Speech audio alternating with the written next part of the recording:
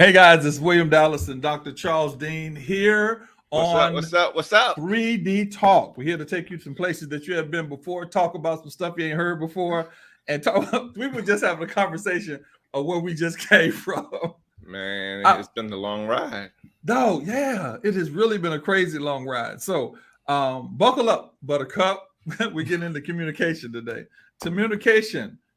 Let's talk about it. So again, Dr. Charles Dean, myself, Uncle Dallas, Pastor Dallas, whatever name I decide to have today. But we were just talking about something, and Dr. Dean used to come over to my little studio in my basement. And while we were there so long, it was hot down there too. And oh, wait a minute. Oh my God. Are you really? Yeah. Yeah, right. See, okay, we got to say something because y'all don't hear us. We got to make me say something. So I'm sorry. We're not here. Where are we? There we are. There we go. Got to find us on here so I send the people. So Dr. Dean will come over to the house. Now, the challenge that happens with coming to the house was three things. Number one, we'd have to work for a long time because we had to squeeze together. He was there, I was here. Second thing, make it between the times of the train. Yeah. Right. Absolutely. Yeah. What was it? Wait. Was it the 1 o'clock, the 12 o'clock? Yeah, right. Make sure you miss the 8 o'clock train, which is coming right by at any moment. So we had to make sure we made it past. We were there for the train. Oh my God. And we were, dude, it was crazy.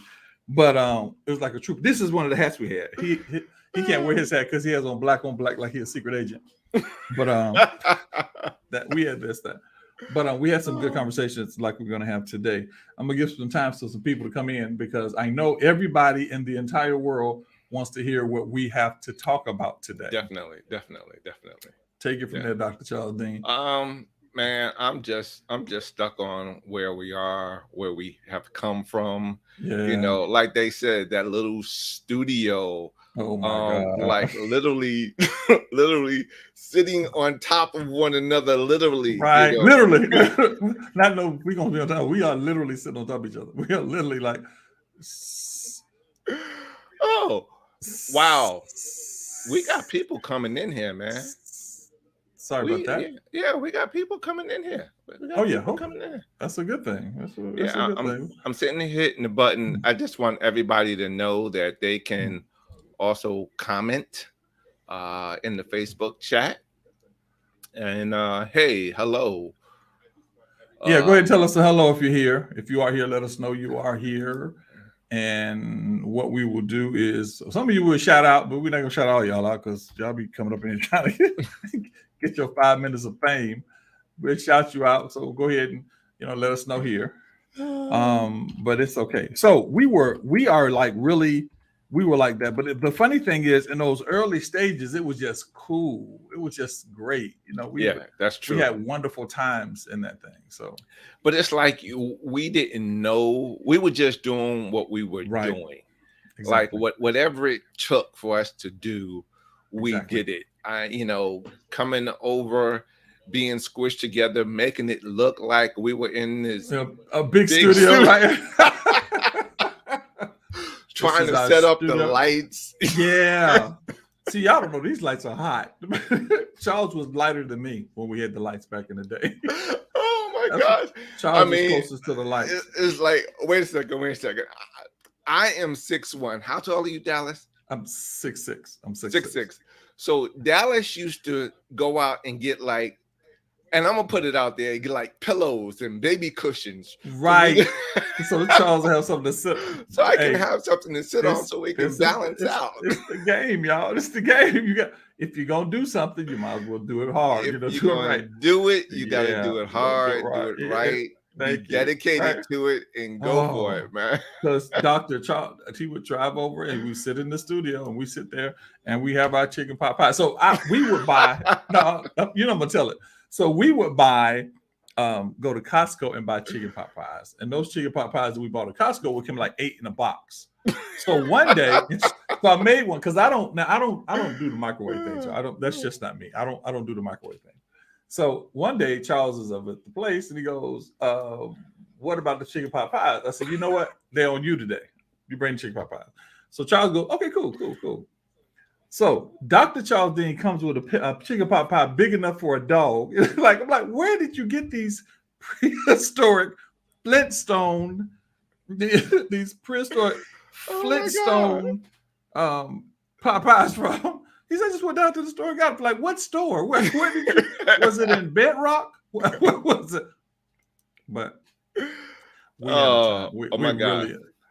really enjoyed that. We really had a good time. So I want you guys to interact as much as you possibly can, because we're going to go into a couple of subjects that we talked about. I don't know. Charles is always good at the current affairs or the whatever the things that's happening at the moment. He's always good at that. Yeah. So we just want to talk about some things, man. It's needed. It's it needed. is. It's needed. But I want to say, Jamie Brown, hello, and Carlos. I am not even going to say your last name. Wait a minute. Hold it. Hold it. For Carlos, you got to go. Blah, blah, blah, blah. Now, right now, Carlos is cracking up at this very moment. Carlos is cracking up. Carlos he's going to probably be one of the people that we brought on the broadcast. Carlos is a funny brother. Okay. Carlos is a funny brother. What's going on, Carlos? Yeah, he's a funny brother. So, and he's a funny brother. Tawana. Yeah. Yes. What's up? All right. What's up, T Glasses? What's up? That is she's one of the mentees. Malika is, wait a minute. Y'all get loud. I'm not going to say everybody's name now. Y'all listen. We're trying to figure. Carlos, I told you laughing. He's laughing. So Carlos and I were talking, and Carlos, his last name is Bauta. Right. That's it. And so I was trying to remember his last name. In my mind, I was thinking of this long name. And so when I said, what's your name? He said, Buddha. I'm like, that's it? So I said, Carlos. Blah, blah, blah. So that's why Carlos is laughing about that. But anyway, so let's kind of dive into this, because we got a little time. We got a lot of information, a little time to share it in. Right. Dr. Charles Dean is an expert, or he's a doctor when it comes to relationship. He's a relationship coach. My wife and I do the same thing. We've been in those things. He said Bauta, not Buta, Bauta. Bauta. Got it. Now I'll never get it again, because his name is Bow Wow without the second wow. So let's get into this thing. Let me do this. Dr. Dean, what is the number one thing that you I know there's probably a lot of them for us. What is the number one thing that we encounter or consistently that you encounter when it comes to relationships? I know what mine is. What's yours? Communication, honestly. Communication. We're on the same page. Yeah. And I would say number 2 is going to be finances, but we don't have enough time. I don't get a lot of finance. I don't get a lot of finance. Yeah, I don't get a lot of finances. I don't get a lot of people that are having problems staying together because of finances. But you know what? Controlling the finances is a huge one. I do get that. Who controls the money? Who doesn't control the money? I don't think that there might be. I've known some couples to actually not speak to one another for weekends and weekends out because of finances. And like you said, trying to be controlling what they can spend. And, I know this is not that particular topic that we're talking about. Hey, it's our show. We know we want to do. But yeah. But we'll bring it up, because I would love for us to do something where we're talking about it consistently. But what it is that they don't have it broken down on who's spending what, where the money is going, what kind of funds do we have set up, household, right. Your account, my account, this, that, and the other. Right. They're just spending money willy-nilly, like they hit the $1 billion jackpot, and they Somebody actually hit that too. I know that was like, I was so mad. I was so this close. Yeah, no, really. Like we was sitting there with like Chuck, we sitting there going, yeah, 72, 8, shoot. But yeah, I'm like, what am I gonna do with $1 billion? Somebody asked me, what would I do with $1 billion? I said, first of all, not tell anybody. Then I call Carlos Bauta. Shameless plug for Carlos. Okay. So we both deal with communication. We're going to kind of spitball and kind of rapid fire with whatever. My biggest conversation with communication is, and I wrote some down. They have two different forms of communication. One likes to talk about it, and the other one doesn't like to talk about it. I have that. That's huge for me. Okay, I get that a lot. And so when those type of conversations that take place when it comes to me, it's normally that doesn't really affect the relationship as much as it should. I mean, it affects the relationship not as much as less than it should.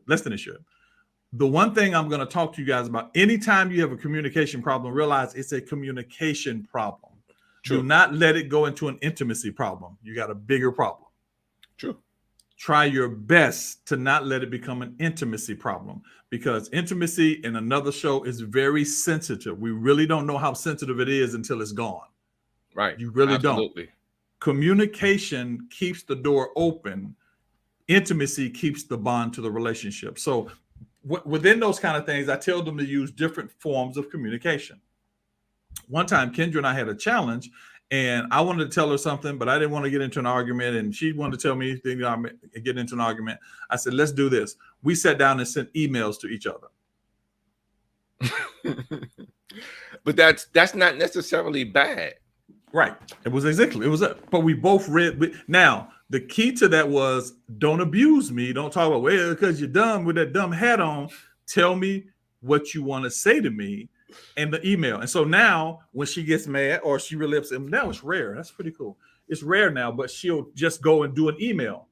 And what the funny thing is, after she's done the email, she goes, don't read the email I just sent you, delete it. I'm like, well, why'd you write it? Because I was mad. I'm like, whatever.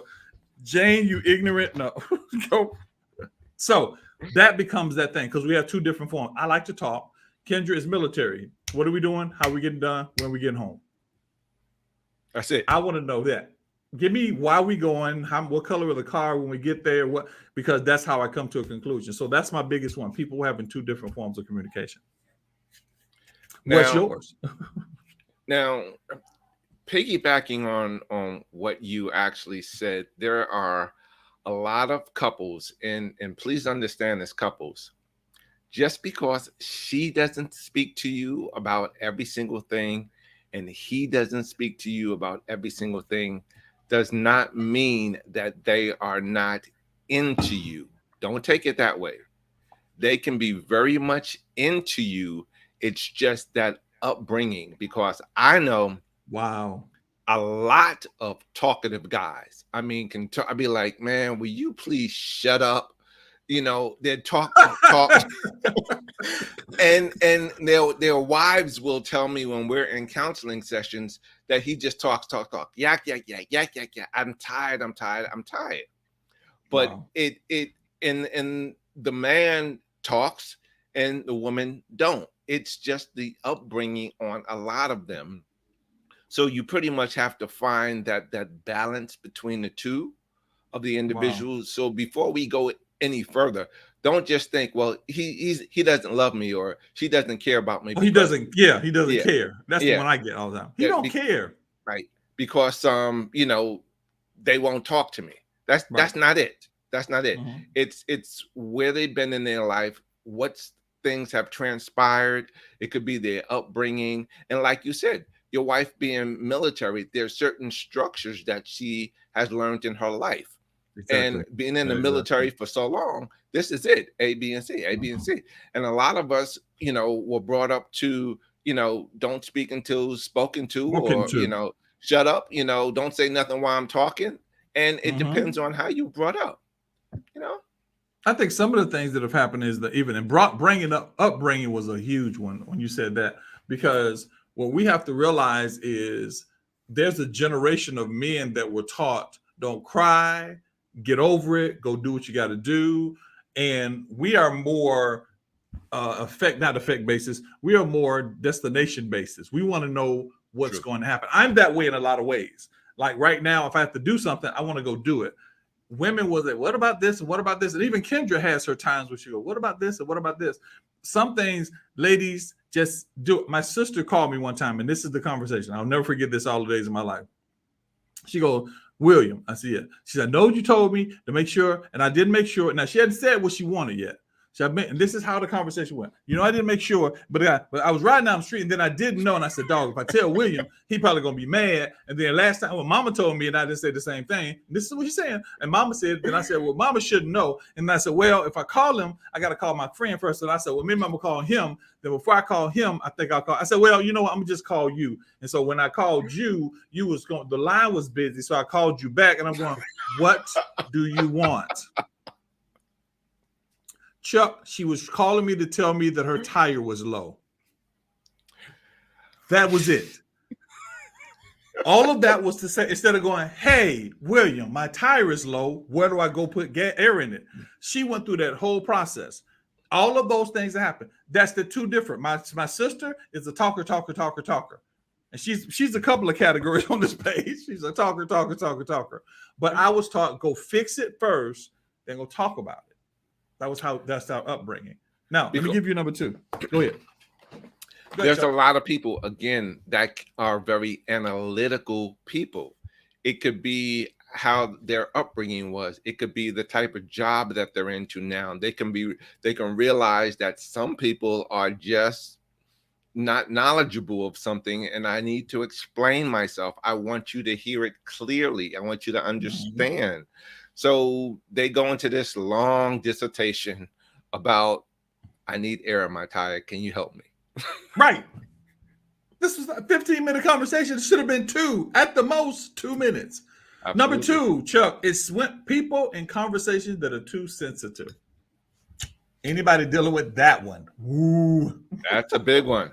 That's a big huge. One. That's huge. That's about just talk. You have constructive criticism. You have I'm only playing with you. Don't take me so serious.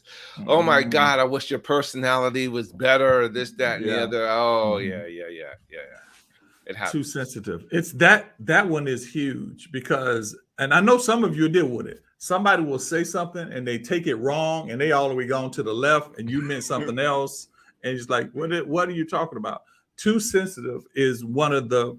And it's, I used to say that's the thing that women tend to do. They get too sensitive. But this day and age, boy, these brothers here, these multi-sensitive, multicultural, these brothers here, Lord, oh, he hurt me. Really?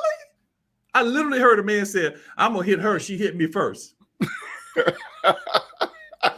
Get your skinny jeans, tight shirt wearing, light skin. What?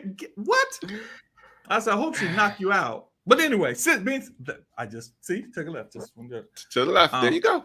You're too sensitive. One of the things in communication, you have to allow people to say what they need to say and hear it in the aspect that is said. If you do not understand, what do you mean by that? Don't just go, really?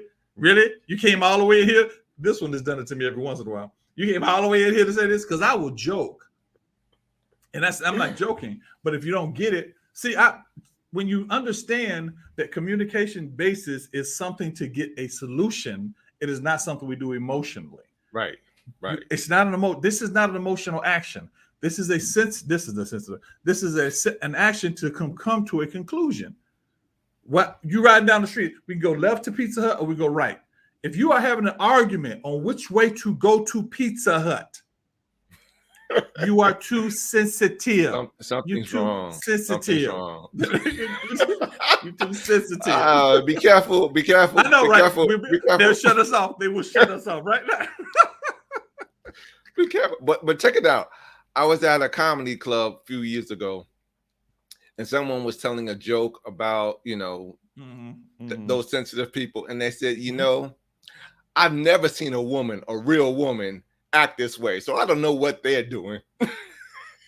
I've never seen no one, do this and do that and point their fingers. And all that stuff. Yeah. Where do y'all get that from? What do y'all, you know what? Different show, different time. We're not even going down there because we will have them shut up. So sensitive, being too sensitive. Communication should be, you give the openness that you want from that person. Don't take it emotionally. I tell people this: take it as a joke until they tell you something different. There you go. Take it as a joke, like they're playing until they tell you something different. Because you've heard people say, "No, I'm serious." Oh, you serious? You serious? Look, what is that? My cousin Benny, you serious about that? So you're serious, but take it as lightly as you possibly can. Try to keep the emotions out of the communication, because that is a huge thing. And like I said, if you take the emotions out, you can probably hear the person. But you know what? A lot of that also has to do with how you have groomed that relationship. Because when you are in love with someone or you're loving someone, your pen should not start an argument just because you have this pen that you paid $50 for and she doesn't like it or he doesn't like it. That shouldn't start an argument. Argument over a pen. Argument. It's a pen. Let me tell you something, man. I can remember I was at this conference and I was talking to the couple, and this was before we actually started with text and all that sort of stuff. Right. And I said, do you have a pen on you? Let me write some information down. She said, oh, he don't want you to use his blow pump pen because, you know, he paid $100 for it. Just give him your pen, will you? I'm like, pen. It's a pen. I mean, really? And I was saying in the back of my mind, I'm really glad they are attending the workshop. Really, you need to be here. This is the reason we have this, for people like you. I can't think about the craziest one I've ever had. Mm-hmm. I'm crazy, but I've never ink pens. But I have had now. The thing I've had about sensitivity is everything, and this was a particular woman. Everything he said, she assumed he was saying something else. And you know how to, brother. Chuck, you've been in these conversations when they talk, they look at us like, you see? Everything. And the reason for that was she was already broken. So she was protecting herself. So whatever he said already went into this category. And when it went into that category, he's like, Dallas, I don't mean that. And ladies, and men too, brothers and sisters, once you get out of one relationship, you don't bring the communication form and the thought form back to the next relationship. Because what will happen is you will turn this person into the person that you just left. That's true. So and she was like, well, every time I say something, she said, well, he always, now I hear people say this all the time. Facts about, somebody just wrote something down there. That he always does, and sis always does this. And I said, and he said the same thing to me. I'm saying to you. He said, Dallas, those things are not in my mind. He said, she will say I'm yelling and I don't even raise my voice. If I say something, she thinks I'm speaking down to her. He said, all these things and those things had nothing to do with him. So communication also has to have a basis of you being healed enough to hear. Because if you can't hear, no matter what I say, it falls on deaf ears. Jamie said, fact. Once I took the emotion out of it, we have a whole less argument. A lot less. Yeah. Mm-hmm. Because that's the key. The key to that is, and when you find that when you begin to control that emotion, you will control a lot more about your relationship because you don't just take it personally. That's true. Okay, now number 3. Wait. Huh? I'm laughing because I was on this talk show just last week, and we were having conversations, you know, and it was a panel, right? And the panel kind of went left when they asked this woman this question, and she went from just giving her opinion into what she has been through, and I mean, she literally like.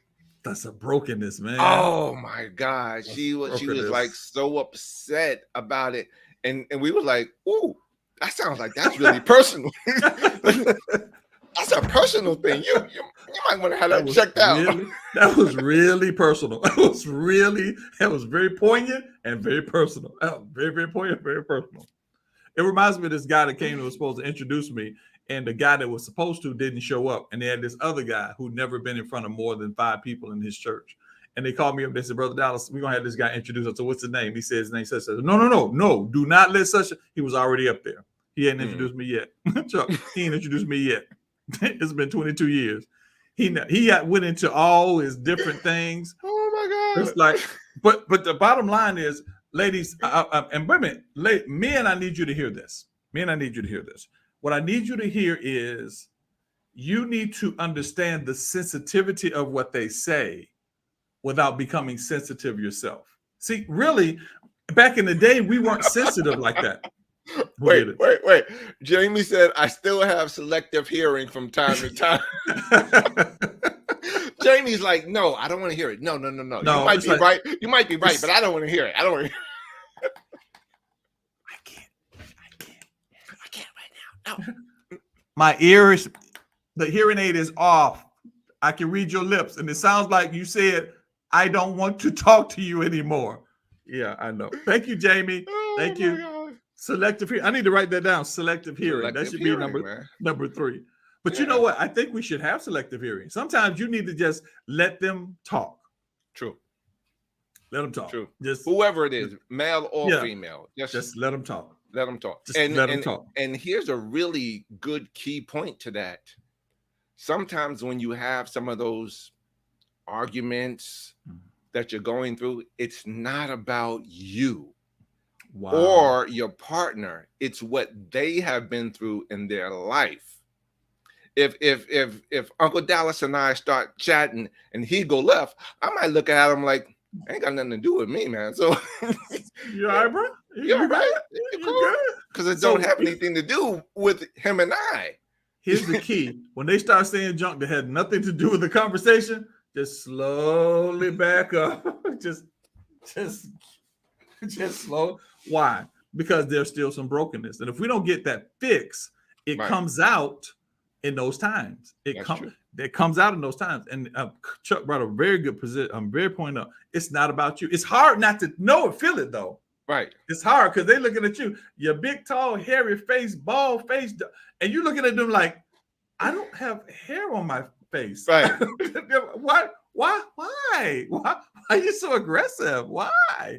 So that's a key to communication. Now, if you know that about yourself, you need to be very careful and try not to let that. It's hard because it hits you so quick. You're saying it, but try not to make that person suffer for what another person did. I say that all the time. What the person you're arguing with is the other person. You shouldn't be arguing at me. I didn't do it to you. He did, but you wouldn't say nothing to him. And a lot of times we do so many wrong things in relationships until we're trying to figure out if he or she have found out about it. And maybe they're taking it out on me now. It's like, oh, shoot, he knows. Oh, shoot, she knows. So you really can't even ask, where's this all coming from? Because now she's getting ready to tell you, well, you went and you bought that throwback jersey and I told you we needed to spend the money for the mortgage. Oh, okay, I'm sorry. You know. Don't apologize because she needs about 15 minutes more arguing before you apologize. Like, you ready for me to apologize? You ready for me to say I'm sorry? This one is for Chuck. I was going to go to number 3, but I'm going to go to Chuck. Chuck, give us some things that we talk about when we first engage with somebody. The first date, the first time we're talking. What are some of the things that you think we should cover? Okay, I'm going to tell you what I think we should cover. And I'm going to tell you what we cover. So that's a good one. What we cover is what kind of movies you like. What have you your favorite jazz artists? You know, how do you like to travel? You know, hold on a second. And you guys that are out there, what are some of the things you think we should talk about? Come on, jump in here with us. What do you think you should talk about on that first date? Continue, Chuck. Yeah. So, you know, what's your favorite color? You know, really.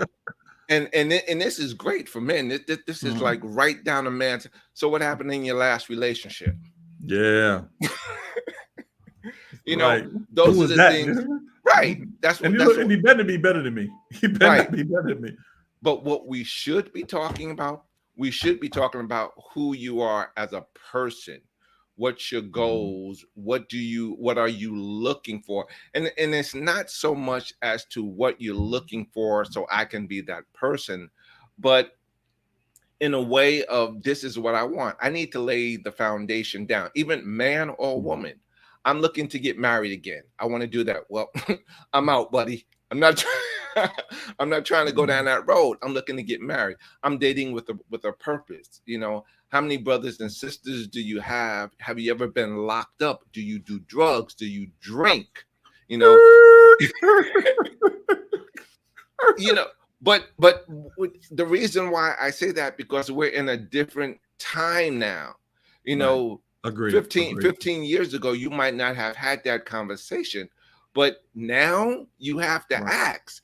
I mean, because think about it, you might go back maybe about 10 years ago, and people were starting to ask, what's your credit score? How your credit look? You know, this, that, and the other. So that started back then. But now you need to know, have you ever been locked up? Are you abusive? Do you do drugs? Are you hooked on these now?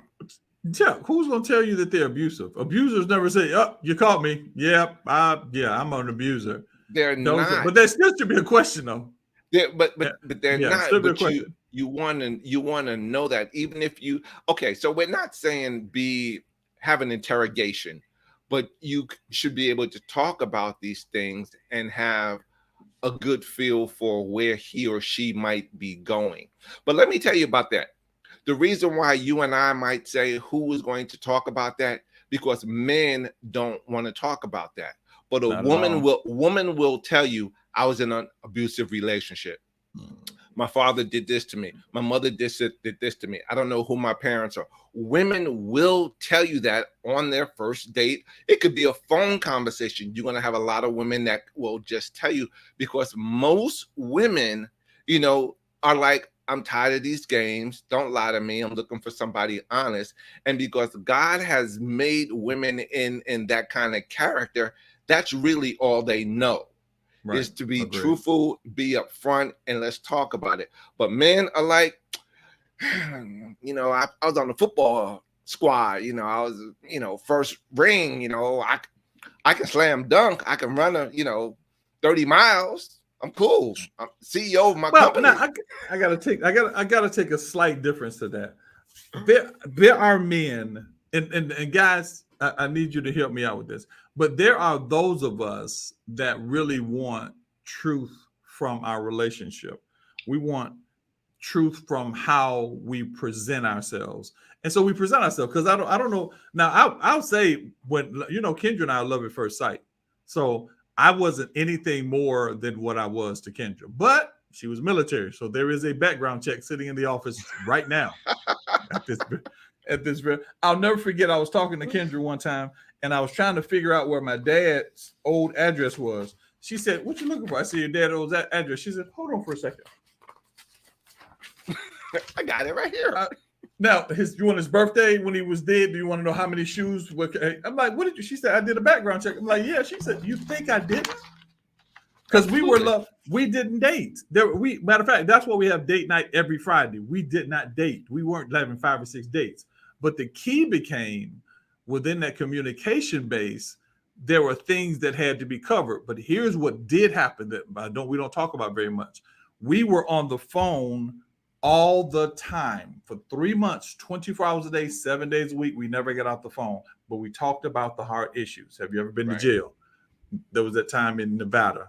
Other than that, I'm good. You know, do you have any outside children?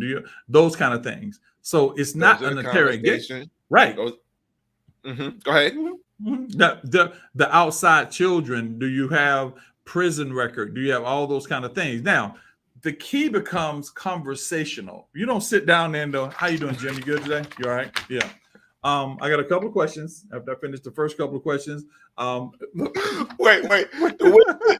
The way that comes by says, "Are you guys ready?" No, we're not finished this interrogation yet. Give us a couple of. Stick your finger in here. There you go.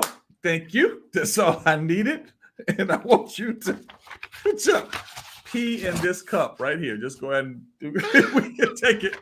I need you to put this on so I can take a lie detector. I know, really. Just wrap this around your finger. Wrap that around your finger and just Oh, somebody who asked that. Ask what? What's the question? I was about to be. You know, this is my show. Callers asked, "What's the difference in inside children and outside children?" I'm gonna pretend like Carlos meant that as a joke. because inside children are the ones that are inside. Outside children are the ones that are outside. No. Inside children, outside children. Outside children means do you have anything that's outside of your main couple? You have two children that are here, and those are two children that are in the family. The mom, I'm with the mom and the daddy. They're all in one house. Outside children are the people that are not in the house. Like, right. Tamika got a child walking around like, where's you at? I need my money. That's an outside child. Anytime she pops her head, that's an outside child. This represents an outside child. That's how you know it's an outside child. Absolutely. If their head moves side to side, that mama has outside children. Okay, but that's Jeffrey brought nigga. So, you need help, Chuck. So in the process of it, I'm just thinking about so many conversations I've had with couples and different things. Man, if it wasn't for the fact that confidentiality, oof, yeah, I could tell you some stories. Yeah. Oh, I can tell you stories. I just can't tell you no names. And some stories I can't tell because people are like, oh, I know who that is. I know who that is. Yeah, I know who that is. So, but now let's hit number 3. How many of you have ever dealt with? Oh, let me finish this. Let's finish this subject first. So, conversational. Everything that you should ask should be conversational. It should be conversational. Learn to listen between the lines sometimes. Learn to listen between the lines. The first thing you need to figure out is are you guys connecting spiritually? Is there like a real spiritual connection? And ladies who are notorious for this, spiritual connection does not mean he said Jesus more than one time. Spiritual connection. Stop, Chuck. I'm trying to be serious. Spiritual connection does not mean he prayed for his food. Spiritual connection does not mean he's a deacon, any of the fivefold ministry. As a matter of fact, if he's part of the fivefold ministry, do a background check. That does not mean he's spiritual. A spiritual man is a man that knows how to cover you. So sure. Those things you listen to, because if he see, I'm sorry, I'm thinking about all these conversations. See? If he says, Chuck, if he says praise the Lord more than 5 times while y'all sitting at the table, you might need to go check his Holy Ghost card. If he says hallelujah, well, praise God, I just want to sit here, praise God, and have dinner, praise God, with you, praise God, and your children, praise God, because anything I need, praise God, the Lord needs to, you need to just go on and just, but these have to be conversational. You want to know if you guys connect. First of all, now, first date, I don't think you should go through the whole roster. First date, no. Nah. But I do think you should hit some key points, some points that roll it on the floor. You see, roll on the floor. I do think you should hit some key points to make sure there will be some other kind of some other connection. And conversation and communication should be the number 1 point, because really with strong communication, you can pretty much deal with anything that's not major if you ask and talk. But let me explain why some of that conversation is needed, because we just been through a really rough patch, and people are looking for honesty. We're older. I don't have time to, like you said, you and your wife, love at first sight, and all the communication that y'all did, all the conversation and talk that you did. A woman might think, okay, we can go out to the movies, to dinner, this, that, and the other, but it's where you are trying to go in this relationship, this friendship. What do you want from me? And women these days will actually ask you, what do you want from me? What do you want from me, right? What are you looking? What are you looking for? And if he doesn't give her the right answer at that time, women are like trained to go like, nope. Appreciate you. I'm done. And it doesn't mean that a man needs to lie, because she's really going to figure it out. After a couple of more phone calls and asking you the same question 3 different ways and you not giving the same answer, she got you pegged out. She got you. She's like, he's one of those. Okay, I got you, bro. You said your name was Jim Thompson? Jim with a G. Okay, thank you very much. I appreciate you for stopping by. Appreciate you for stopping by. The always right conversation. Let's hit him. The always right. Do you have anybody that's always right? They're two. Always he. You notice I say he because we good at that. Always right. Everything he says is right, and the always right person always defends his right. He don't defend the conversation. He don't defend the point. He defend the. But did not say. So gotta have the last word. Yep, he got to have the last word. Gotta have the last word. The always right conversation. He's always correct. He's always, and what he doesn't know after the first always right, nobody wants to talk to you anymore. Nope. And guess what? Ladies got the always right too. But here's something I've noticed with ladies. Ladies, you have an always right, but your challenge is you don't want him to throw it back up in your face when you make a mistake. So you want to stay right so he can't come back and go, well, see what I told you? But ladies, most men, unless you guys are in some type of conflict, really don't care. We don't really care. If you were wrong, you were wrong. Now, when I'm wrong, and she's in there, hope the door's closed. When I'm wrong, Mrs. Dallas wants to point it out. Was you wrong? Yeah, I was wrong. So we just put up now, if you are married, I'm giving you a free one. You come down, Power Couple, we'll tell you some more stuff. You're married. We do the point system now, Chuck. I meant to tell you that. We do the point system. Okay. Yeah, we do the point system. When you're right, to make it funny, to enjoy it, when I say something right, like I said, baby, you need to go downstairs and look in the mailbox. I don't want to go. So just go see. And she goes to the mailbox and she finds something. I get points for that, right? Do I get points for that? She goes, yeah. So when she says something right, like she tell me, make a phone call. I'm like, she said, baby, just make a phone. Just try it. What you got to lose? Okay, I try it. When I make the phone call and she's right, she go, I'm gonna take all the points that you have and the points that I have, and I'm gonna stack those points up because I was real right. You was almost right, but I was real right. So we use a point system. Real right. Yeah, I was real right. You was partially right. But how do you deal with somebody that thinks they're always right?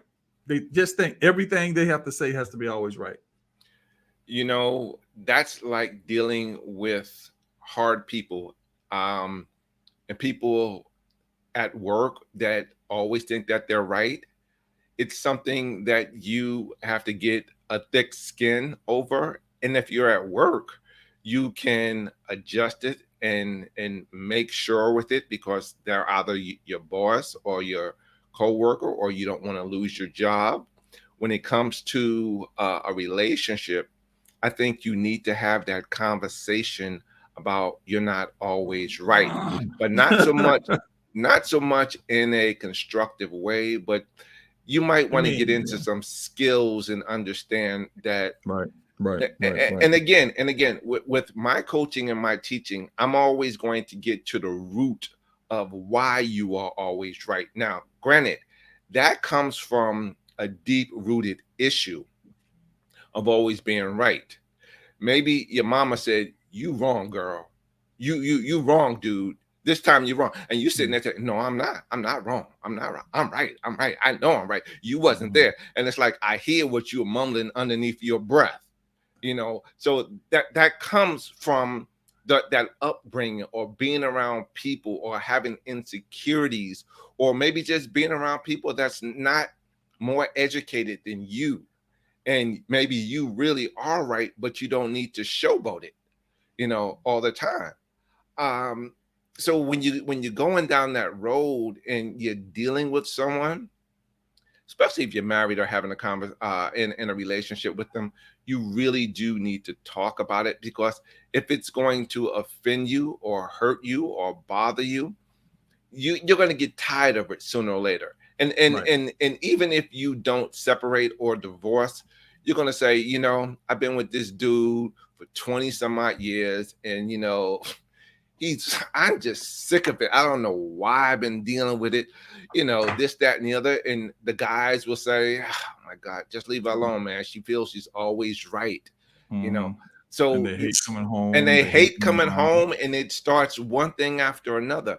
The thing about it is, think about it. You're married to that person. You're in this committed relationship with that person.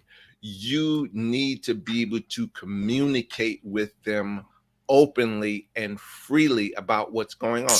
Otherwise, how do you get over that hump that you all have been dealing with for so long? You got to break that barrier. Listen, baby, I know you're an attorney, but I'm not your client. I'm not at work with you. You know, when you come home, I am your husband. I am your wife. Let's do what we do. Don't bring that stress home, please. You know, if Chuck, I object. I object, Chuck. I object. I object. I object.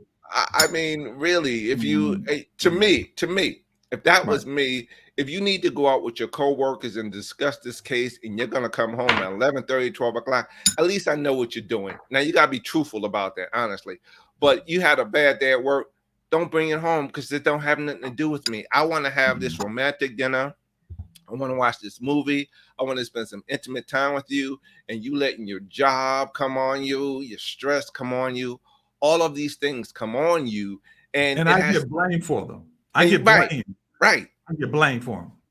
Absolutely. So, I mean, you're not always right. You're not always right. And but don't make it a battle, because nobody wins. Really, nobody wins. We're not saying, well, you won or you. No. Nobody wins, because sooner or later it just becomes to the point where, have you seen Jamie lately? No, you're right. She was here last week. I don't even know where she been. I like talking to Jamie, but she always right. She ain't never wrong. Somebody said something, and I will go down through the list. I'm glad you guys are engaging with the conversation. But Chuck said something. Excuse me, Dr. D, I call him Chuck, guys. Dr. Dean said something back in the early conversation. He said, I like to get to the root of the thing. Anybody that likes to be right, the problem with them or the challenge that they have is not about being right. It's about feeling valuable or feeling like there's something to them. They want to feel like they're essential or they're necessary. And some of that had nothing to do with you. Some of that had nothing to do with the conversation or the communication. It could have been as a child, they weren't heard, or something could have happened tragic to them and they weren't heard. So you have to be careful of those people. But if you are in a relationship and you guys are not married and you have an always right kind of conversation or always right kind of relationship, you might want to back up and come call one of us up.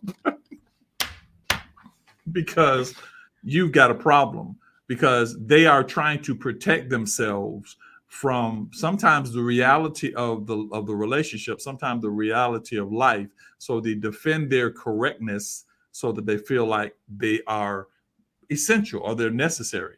It's true. And you didn't do it. It wasn't you. You didn't do it. Is there anything we need to really look to in those comments over there, Chuck?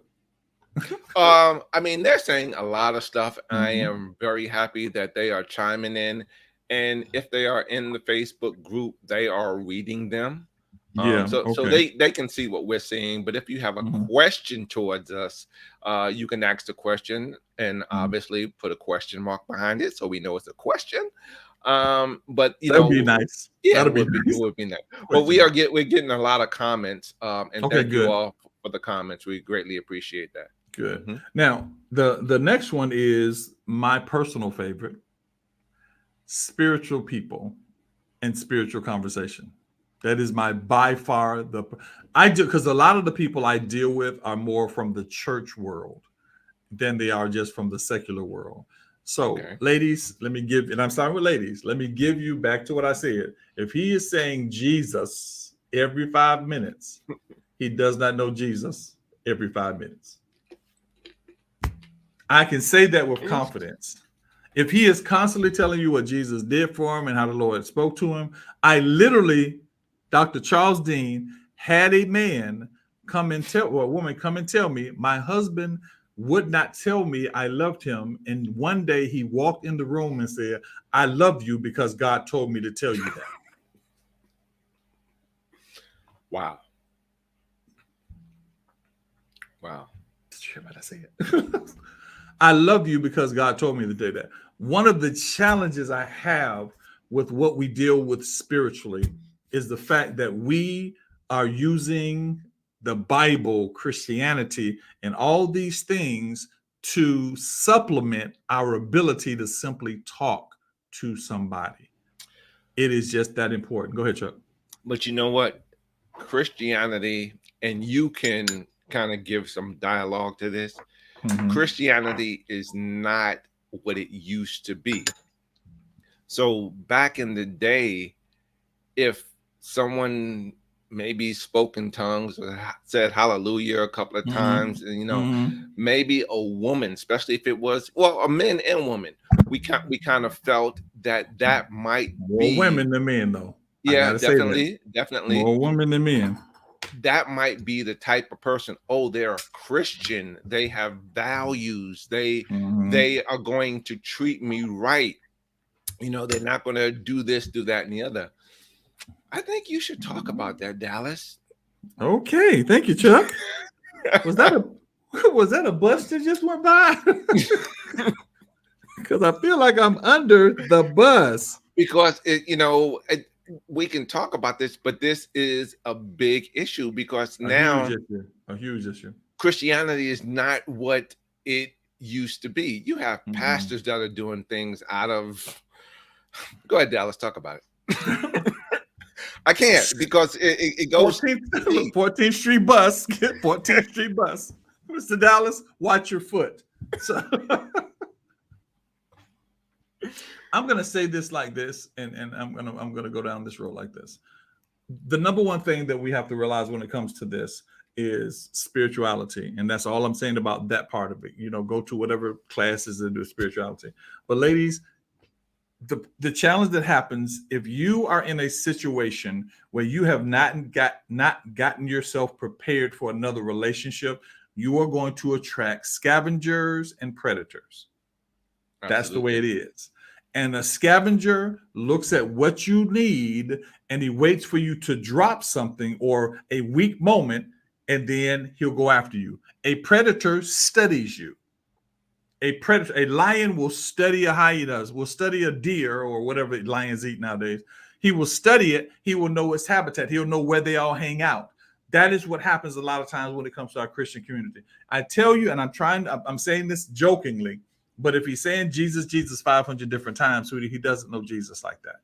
A person that is really spiritual will value you according to what he's learned. He will value you according to what he's about. He doesn't have to identify it. If Dr. Charles Dean has to tell everybody, hey, you know, I'm a couples coach, he's not a couples coach. If I've got to tell everybody that I'm wait. How many times have I said that so far? What? Have you even said it? No, you didn't say. I said it. Yo, you didn't say it. You didn't say. I said it. But it's a very big. We can do a show just on that. Because what you're looking for when it comes to a man that is spiritual are not the constructs of spirituality. You're looking for a religious man. Right. You know, my husband is a deacon. Okay. But he's sleeping with everybody on the East Coast. Because the title does nothing. Look for a person that treats you the way the Bible says, well, if you want to do spiritual, or with respect and honor. Because the Bible never tells us to love a man. Never tells the woman to love a man. So you find that covering, but you have to be waiting and willing for that covering. It comes through his communication. With the man, he's going to talk about it. Now, if he keeps telling you all the deacon boards he's on and all the different things he does at the church and how he's over the youth ministry and all that kind of stuff, put your car in reverse and just roll on back. Why? Because a man that loves you, a man that wants to make sure you're okay, is really listening for those things that make you happy. He's not looking for those things that make you weak. He's listening for those things that make you happy.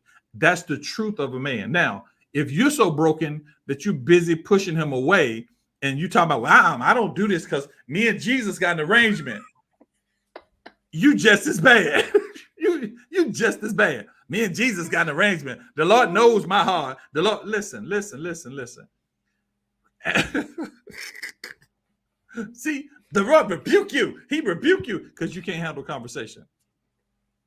You can't handle somebody saying to you, well, sweetie, I know you say that you are saved. I know you say you love God, but if your dress is so high, you sneeze, I can tell what your religion.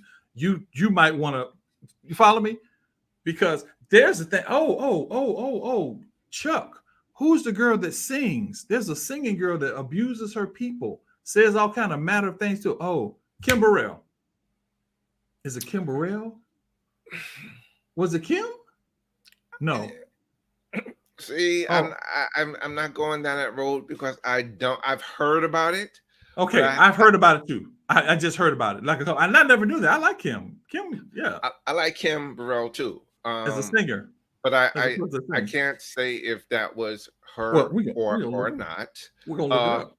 Okay. Look it up. Yeah. Go ahead. And we're gonna look it up. While you're looking at but there's a lot of people, men and women, that hides behind that wall. Yes, sir. And yes, come out at times. You don't know. You don't know what they really are about. They seem to be, so nice and calm and everything. And then after that, false representative is gone. Oh my God. They are like, they're wolf in sheep's clothing. Sheep's clothing. Yep. That's correct. They got you now. I mean, you're dealing with gaslighting, you're dealing with abuse, you're dealing with trauma, you're dealing with hurt.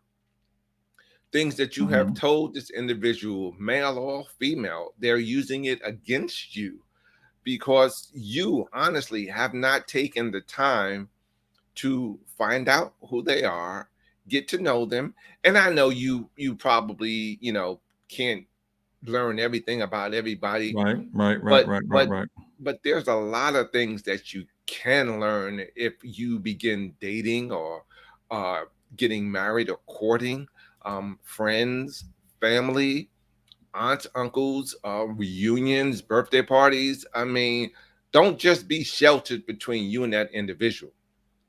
Go out with all of their friends, find out who he hangs out with, who she hangs out with, which church they go fellowship.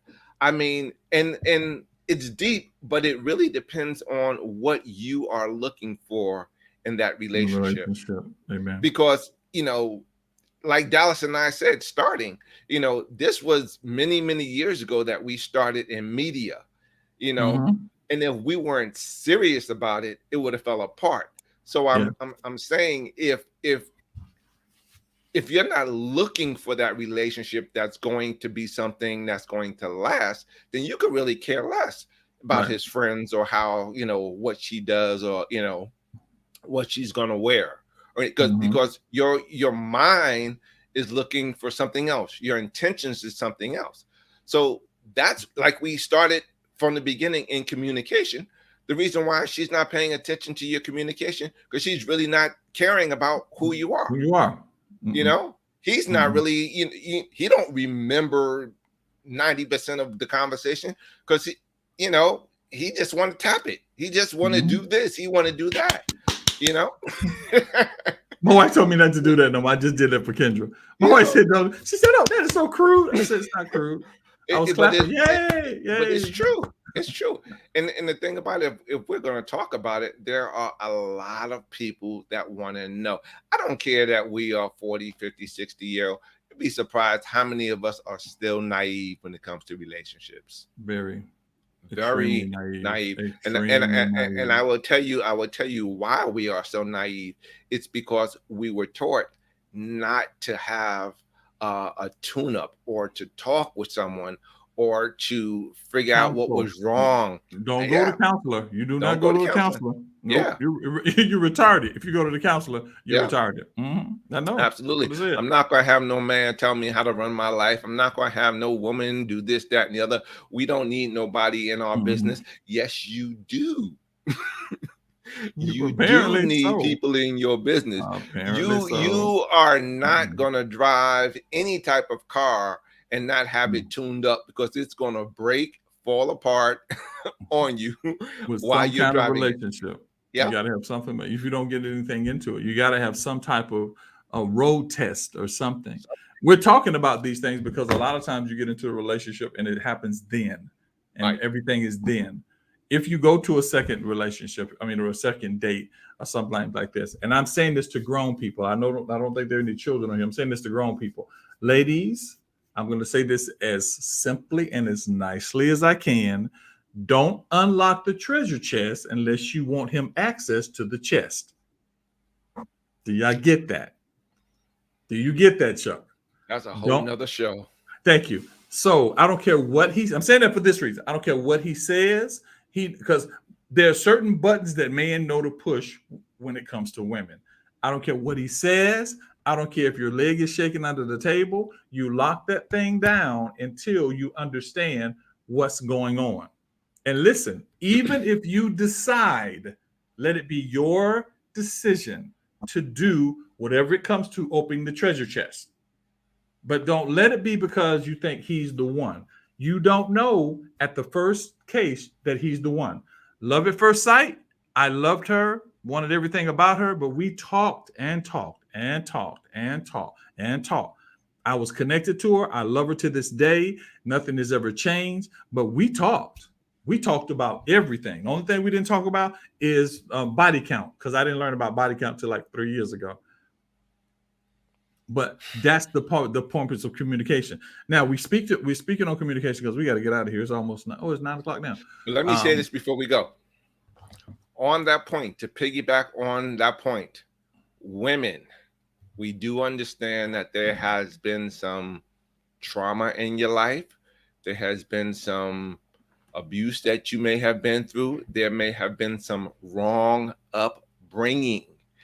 And even though a woman might say that she doesn't want this man or she doesn't want this particular action, that's all she knows. Wow. And then she can't figure out why this is happening. And she's trying, it's almost like it's an illness where she's saying, I don't want this man for this reason, but this is all I know. This happened in college. This happened when I was young. I didn't want that to happen. I was molested. I was abused. I was raped. This is all I know. I have this insecurity about me. And if I want him to like me, this is how he's going to like me, I believe. Mm-hmm. But she only believes that, and she's lying to herself that this is all, he likes me for. So she's lying to herself. And if I give it to him, he's going to like me more. He's going to like me more. He's going to like me more. That's not it. Sister, that never happens. Never happens. It never. There has never been a physical encounter that has changed a man from liking you, disliking you, to liking you, to being with you, to not being with you. Never. It has never happened. You may think it never happens. Because in a man's mind, that is a goal. When he reaches that goal, is pick up basketball if he doesn't care about you. If he cares about you, that's right. A horse of a different color. But you never will take a man from not liking you to liking you because it was just amazing. So tell yourself, tell your sisters, it never works.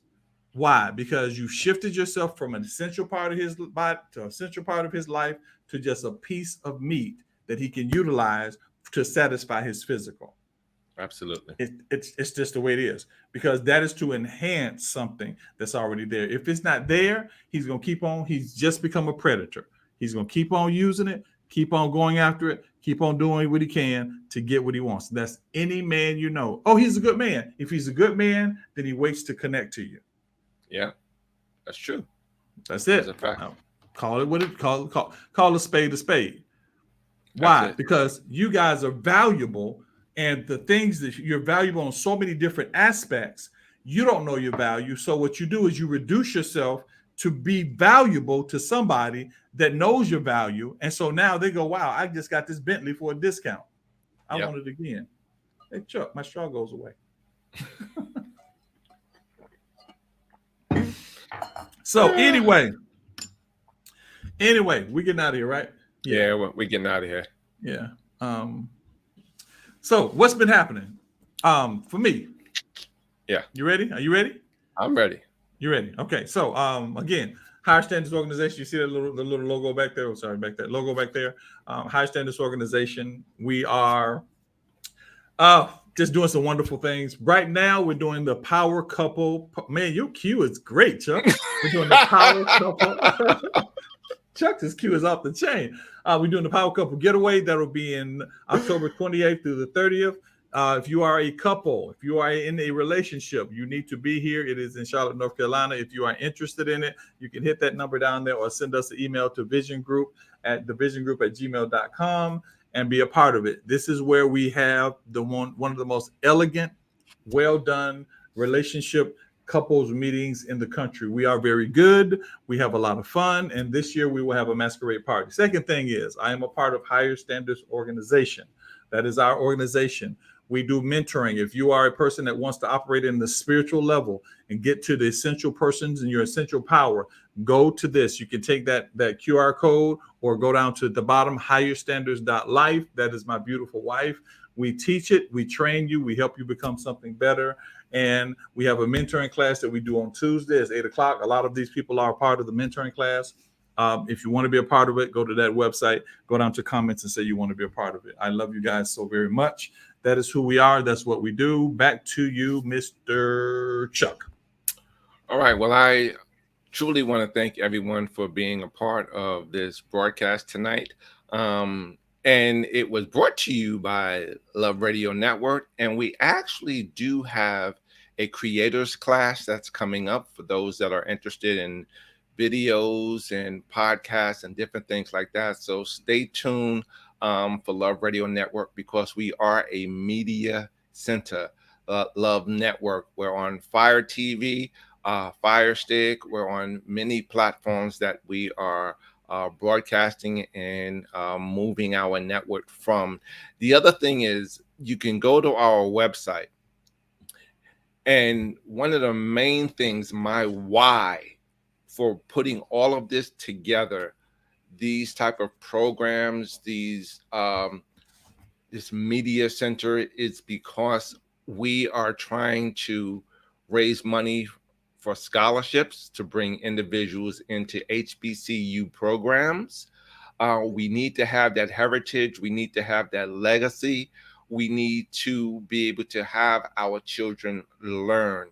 And we are putting scholarships together for HBCU. There's no particular school that we're going after. We just want it to be a HBCU. This is going to be in the media center that we are working with. So if you know individuals that are looking into media, which probably all the new gen is doing now, but we're looking for them to be in the media, please tell them to go to loveradionetwork.com and just drop us a line. Also, if you want to donate on loveradionetwork.com, there is a donate button there for the HBCU programs that we are contributing to. That's great. That's amazing. It's great stuff. Great stuff. I'm gonna tell you something funny that just happened with that thing. I just asked Chuck what with the money. I said, "What are y'all gonna do with the money?" And Chuck looked at me like, "It says scholarship. We're gonna say it's a scholarship. We're gonna give a scholarship away." Oh, okay. I said, "Chuck, what y'all gonna do with the money?" He's like, "Use it in a scholarship." Do you maybe have a different suggestion? I'm all out. I thought it was a scholarship fund. So when we give it to a scholarship fund, it is for scholarships. So absolutely, maybe, yeah. But anyway, that's my buddy Chuck. That's my buddy Chuck. Which the goal of this broadcast is to basically create an audience that we go. These are light. We really can go deep. Chuck and I can really go deep. We can really go deep. Yeah, we can. So the key becomes us trying to establish something. And hear me very closely. Visionaries never establish for themselves. They establish to change the world. A visionary never tried to change itself. So this broadcast platform, the people that follow me, the people that follow Dr. Charles Dean, we're not doing this for ourselves. Because after we show them what we have, we want to do this for you. If you're interested in that, I don't remember getting a call about the creators class. I am a creator. I was wondering why I didn't see my pitch on the thing. But Well, So personal access. You and I mean, right? It's like you're over there and I'm over here. But we're doing that. So if you have something you're doing, if you're trying to get into broadcasting and television and radio or all these different things, utilize the things that we have available. Because if we have 1 million people, yes, we will use the 1 million people, but it's even better if there's something you have we can bring, come and interview and talk to you. Everybody that's coming to the Power Couple getaway, we're going to bring them on the show and talk to them, find out what they're thinking and what's going on. Absolutely. Those people that are part of, you have been, there's a Tawana, she does Queen's Glasses. She's starting her own creative world. Those same things happen. So keep that thing in mind when you're watching us. It's not just to watch us, it's to kind of get accustomed to what you bring other people in, because the better it grows, the harder, the more it grows, the better access you'll have to it. So that's all I have to say as Uncle Dallas and Pastor Dallas and all the other things. I appreciate you. Thank you. Charles Dean had to make me get back to this because I'll get all over the place. He's like, do it now. He's getting me back because every time I would be with him, I would turn the camera on while he's still doing stuff. Well, you know, it's like we on. It's something that we need to do. We have a huge following. I think we have a voice to the world, and we talk about things that a lot of people will not talk about. Right. You know, I don't know if they're afraid to. They think they're going to get kicked off the air, whatever. But if you want to talk about it, Love Radio Network is going to talk to you about it. Well, we going to talk. Well, we going to talk about it. Oh, yeah. We're going to talk. Oh, yeah. We're going to talk about it. We're going to talk about it real soon. So, but anyway. All right, people. We greatly appreciate you. You got an outro on this thing? I don't. We'll just say bye to them, and we'll see them next week, same time. See y'all next week. Listen, Sunday, 8:00. Be here. I don't need to be emailing y'all every week. Here's another email. Here's another email. No, just be here. Enjoy it, and we'll go from there. All right. We love y'all guys. We'll talk to you later. Peace out. Peace.